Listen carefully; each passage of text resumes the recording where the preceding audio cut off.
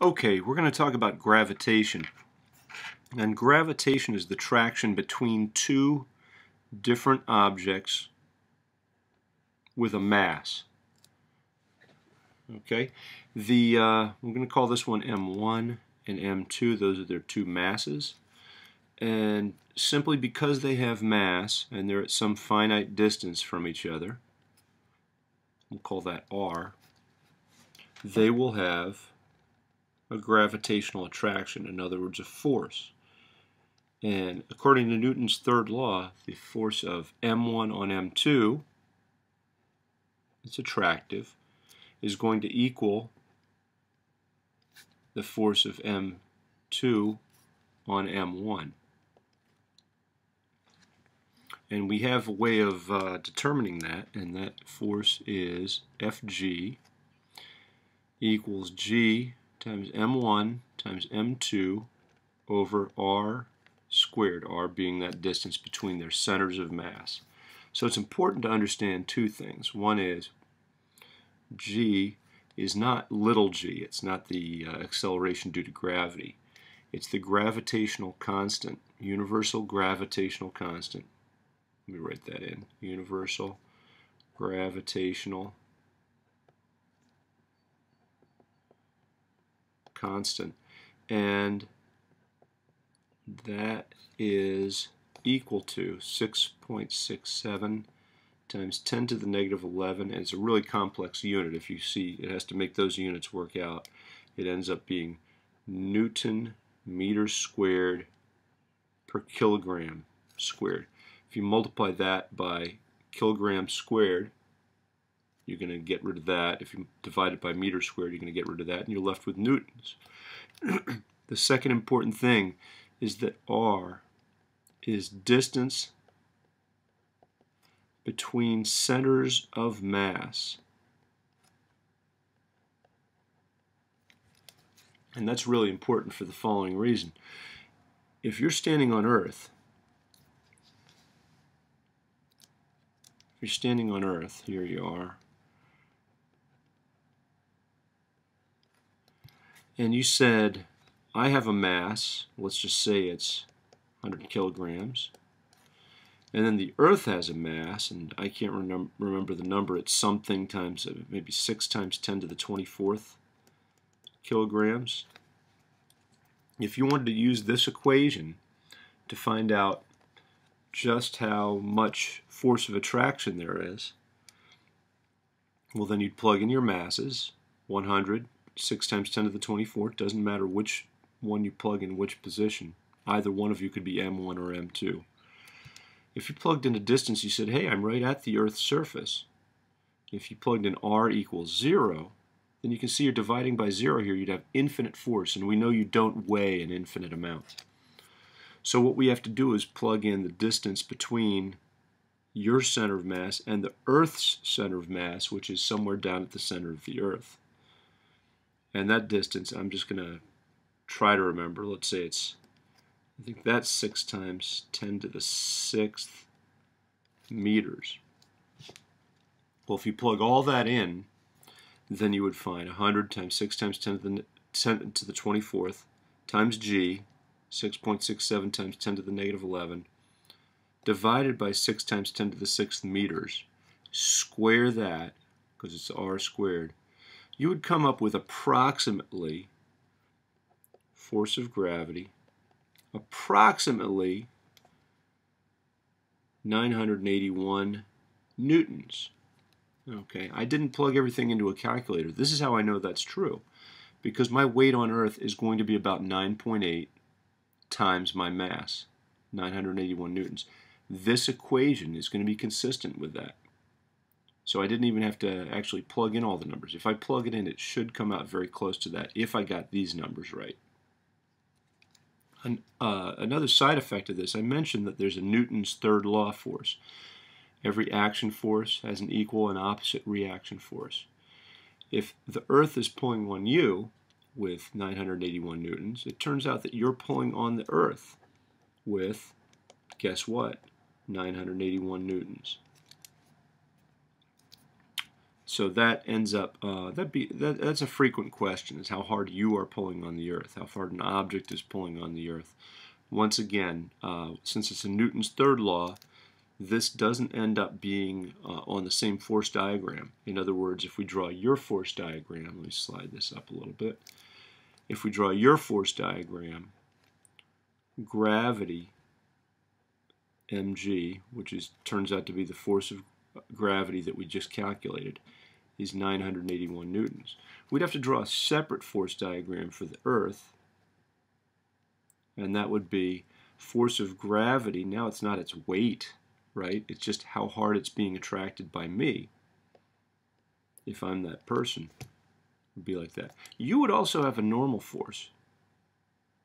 And your normal force, if you are not rising off the Earth's surface or plunging through it, would be 981 newtons. It's a little misleading. There's some other stuff going on here. You also have a centripetal force that we'll talk about another time. So these don't actually come out exactly right if you're very, very careful about the force of gravity and the normal force.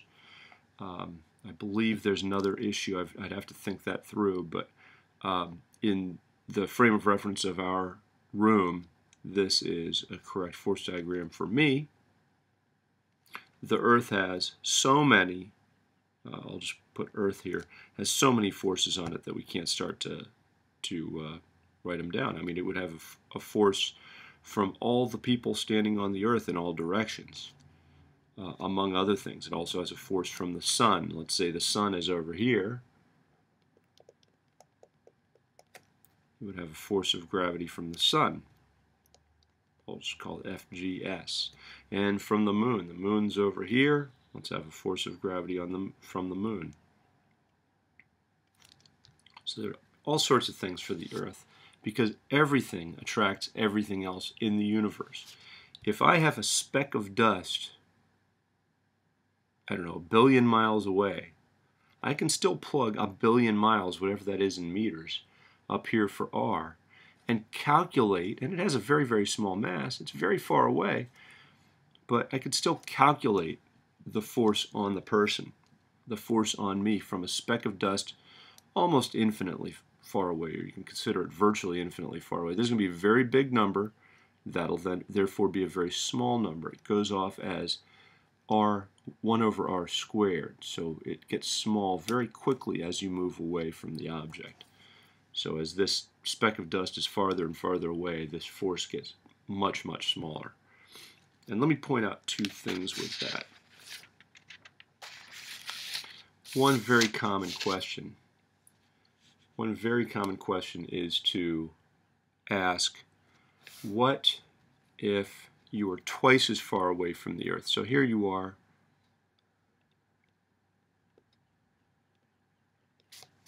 There.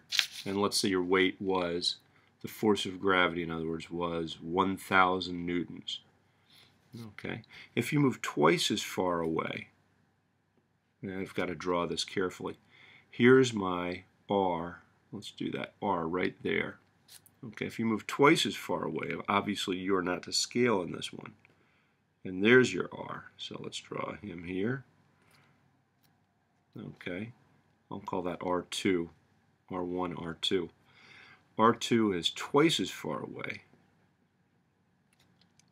Well, when you draw that, when you write that equation,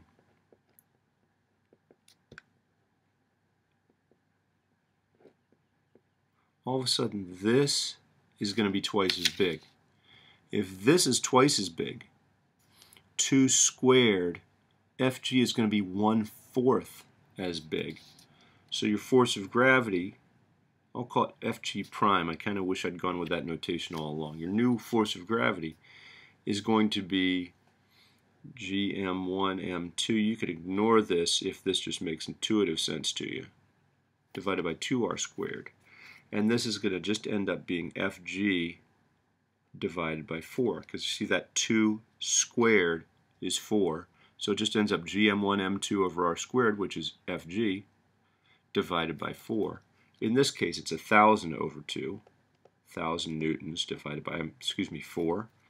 And it would be 250 newtons. You can do this parametrically. I'll have a separate video on that. Another point I want to make, this last point I want to make before we stop, is that people think about the space shuttle. Here's the space shuttle. Okay, going around the Earth. I wish I knew how to draw a space station, but I don't. The space shuttle going around Earth. And inside the space shuttle, you see people floating about, okay, and doing all sorts of fun things inside the space shuttle. There he is, as seen from the window of the space shuttle. How's that? So he's inside doing all sorts of experiments, and you'll see the one where they float, water in the air, and it looks like a ball. And a lot of people think that that's because there's no gravitation up there, and that's false.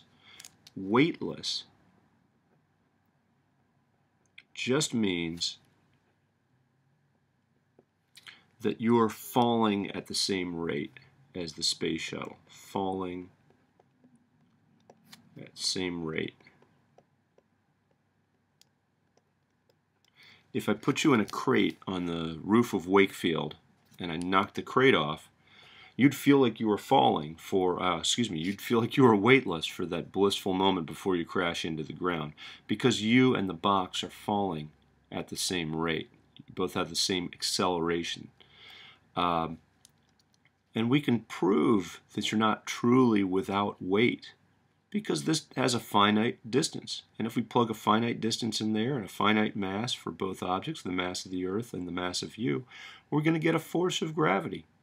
In fact, for the space station, the force of gravity is, I believe, only 20% less than it would be if it were parked on Earth.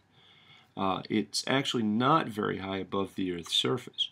And once again, we could go out as outside the solar system. We could still plug a distance in for that. You would still have a weight relative to the Earth. You would still have a force of gravity. So just be really careful about that, about assuming that gravity stops somewhere. It goes on infinitely.